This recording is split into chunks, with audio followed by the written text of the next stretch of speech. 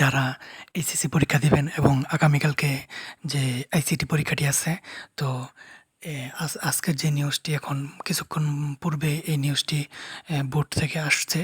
তো যদি জানতে চান তাহলে অবশ্যই ভিডিওতে একটি লাইক করে দিবেন এবং চ্যানেলটি সাবস্ক্রাইব করে দিবেন।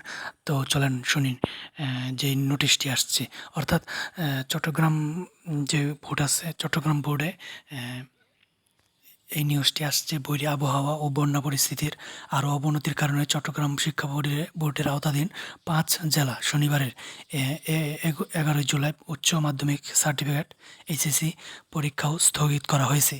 এদিন তথ্য ও যোগাযোগ প্রযুক্তি আইসিটি বিষয়ের পরীক্ষা হওয়ার কথা ছিল। স্থগিত হওয়া পরীক্ষার নতুন সময়সূচি পরে জানানো হবে। অর্থাৎ যে ৫টি জেলা যে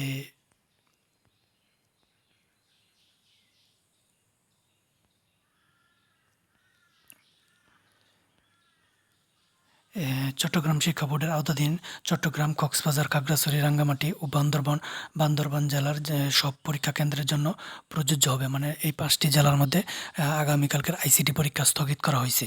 কিছুক্ষণ পূর্বে নোটিশ আসছে এবং অন্য সকল বোর্ড এবং সারা দেশে পূর্বের ন্যায় পরীক্ষাগুলো হবে।